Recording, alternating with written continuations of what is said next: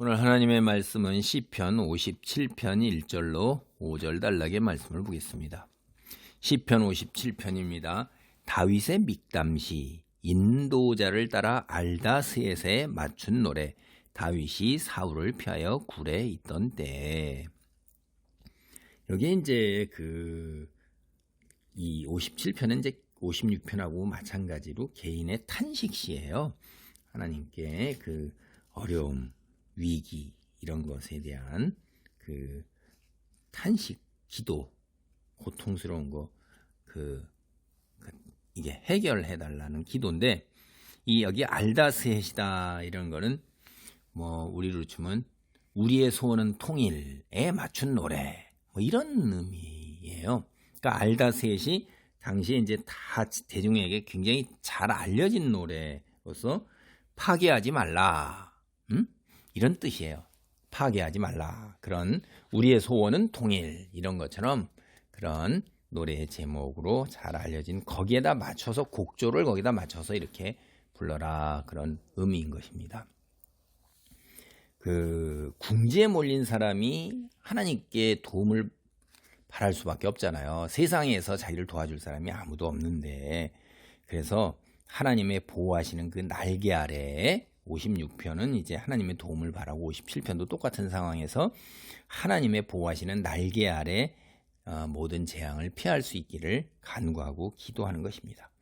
그러니까 56편은 자기가 이제 당면하고 있는 그런 어려움, 거기에다 초점을 맞추어 두고 있는데, 여기는 이제 57편은 그 어려움을 해결해 주시는, 자기의 문제를 해결해 주시는 하나님을 찬양하는 일에 대해 초점이 맞추어져 있어요. 거기에서 문학적 기법을 많이 사용해서 요새와 같은 이미지를 굉장히 효과적으로 사용하고 있습니다.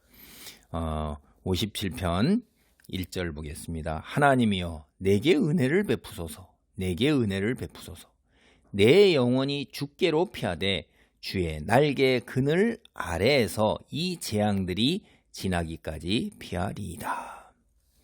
이 큰 공경에 처해 있을 때 하나님께 이제 베푸소서 두 번이나 이렇게 간구하잖아요.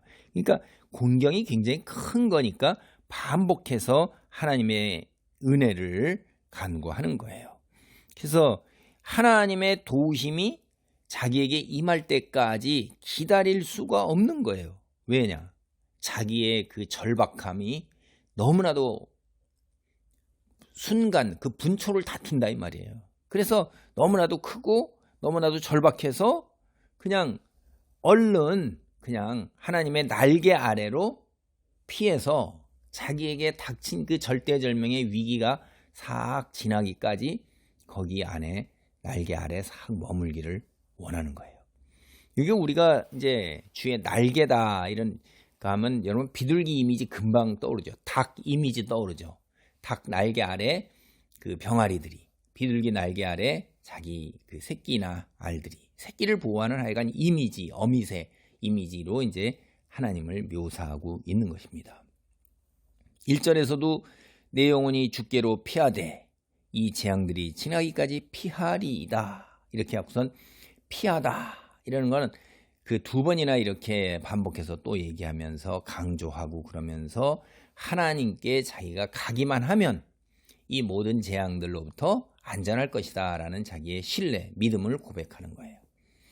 여기에 이제 첫 번째 내 영혼이 주께로 피하되, 이거는 이제 그 본문에 보면 완료형이라는 거예요. 그러니까 지나간 거죠. 이미 과거에 그가 하나님께 피했었다 이 말이에요.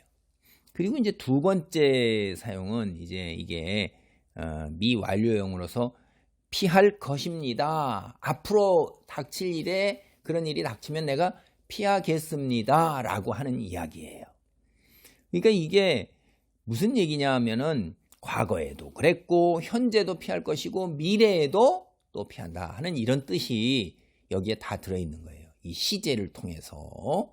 그러니까 견디기 힘든 현실에서 한 걸음을 떠나 주님 품에 안겨서 그 평안 속에서 모든 재앙이 다 지나고 끝날 때까지를 이렇게 된다 하는 거예요. 여기 원문에 쓰는 날개라는 말은 사실은 천사의 날개도 뜻하고 그러는 거예요.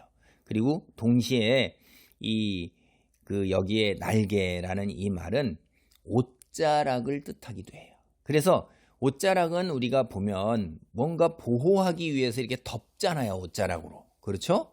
그래서 그것이 룻기도 그랬고 이사야서에서도 그랬고 시편에서도 뭐 여러 군데 17편 8이나 36편 7절이나 57편 1절 그리고 마태복음에서도 그렇게 하는 게 옷자락이라는 게 이렇게 덮어서 보호하는 거예요. 이 날개. 그러니까 결국 하나님 품 안에 싹 피해서 모든 보호를 받되 안전한 거죠. 그렇게 내가 의지하고 내가 하나님께 부르짖는 그 하나님은 어떠한 하나님이시냐? 그게 2절이에요. 내가 지존하신 하나님께 부르짖으며 곧 나를 위하여 모든 것을 이루시는 하나님이시로다. 하나님이요 지존하다. 우리 영화에도 지존자 뭐 이런 얘기 나오잖아요. 이 지존하신다, 지존하다 이런 얘기는 세상의 신들과 절대 비교될 수 없다 이거예요. 지존자라는 거는 그냥 독특하게 탁 뛰어난 거예요. 다른 사람들하고 다른 신들하고 비교가 되지 않는 거예요. 당연하죠. 유일신이고 창조주시잖아요. 그리고 두 번째는 우리를 위해 모든 것을 이루시는 하나님. 여기 이루다라는 뜻은 이제 성취한다 이렇게도 우리가 볼 수도 있지만 이거는 또 본문에서 보면 나를 위하여 모든 것을 복수하시는 이렇게 새 번역이나 이제 NIV 성경 이런 것 같은 거는 그렇게 복수하신다라는 뜻이에요. 하나님은요 당신의 자녀들이 억울한 일을 당하잖아요. 원수들로부터 그냥 두지 않으세요.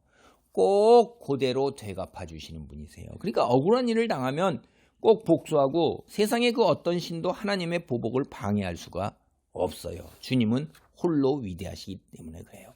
이처럼 위대하신 하나님 그가 어디 계시는가? 3절 그가 하늘에서 보내사 나를 삼키려는 자의 비방에서 나를 구원하실지라 셀라. 하나님이 그의 인자와 진리를 보내시리로다. 하나님은 하늘에서 계세요. 하늘에 계신 분이 보내시는 그 도움, 구원을 이 땅에 있는 것들이 당해낼 수가 있겠어요? 혈육이 당해낼 수가 있겠어요? 못 당하는 거예요. 그래서 하나님을 믿지 아니하고 대적하면서 말로 악독한 말과 악의적인 말로 나를 삼키려는 자, 나의 삶을 갈갈이 찢어내고 내 생명을 헤아려는 자들에서 구원한다 이거예요. 왜? 하나님은 인자, 여기 인자란 말은 헤세드예요. 제가 또 말씀드립니다. 하나님이 인자하다는 건 우리가 생각하는 그런 인자가 아니에요. 여러분은 자꾸 이 성경에 나오는 용어를 상식적인 말로 해석해서 이렇게 하려고 그러면 그건 여러분이 조금 오해할 수가 있어요. 우리가 법률적인 용어나 다른 용어도 다 거기에 나오는 용어가 상식적인 뜻으로 우리가 하면 잘못 곡해하고 그런 경우가 너무나도 많아요. 여기 인자라는 것은 자비하고 부드럽고 따스하고 그런 말이 아니에요. 헤세드라는 거는 물론 그건 들어가 있는 거고 기본적으로 관계적 용어에서 언약관계예요. 언약관계. 내가 하나님과 하나님만을 섬기기로 언약을 맺었으니까 내가 하나님의 백성이고 하나님은 나의 하나님이에요. 그래서 십계명이 나올 때 나는 너를 나는 너를 종되었던 애굽 땅에서 인도해낸 여호와 내 하나님이노라. 바로 그런 관계란 말이에요. 내가 섬기기만을 믿고 의지하고 섬기기로 약속한 그 언약. 그러면 내가 축복한다, 복받는다. 이런 그 언약 관계, 그 하나님은 나의 언약 관계의 하나님이시고, 그리고 여기 진리라는 거는 성실하다, 꾸준하다, 일관됐다 이런 뜻이에요. 그러니까 하나님은 우리와 맺은 그 관계 그거를 일관되게 상황에 따라서 변하지 아니하고 성실하게 지켜나가시는 분이다. 그러니까 꼭 구원을 베풀어 주신다 하는 거예요. 세상에서 가장 강력한 게 뭐예요? 하나님의 사랑이에요. 그 무엇도 우리를 하나님의 사랑에서 끊을 수 없다고 이야기하잖아요. 그래서 하나님의 구원을 갈망하는 나는 내가 처한 상황이 참 이렇다 하는 거를 절박함을 이제 비유를 통해서 하나님께 아뢰고 있어요. 내 영혼이 4절입니다. 내 영혼이 사자들 가운데 살며 내가 불사르는 자들 중에 누웠으니 곧 사람의 아들들 중에라. 그들의 이는 창과 화살이요 그들의 혀는 날카로운 칼 같도다. 이게 이제 비방이잖아요. 비방.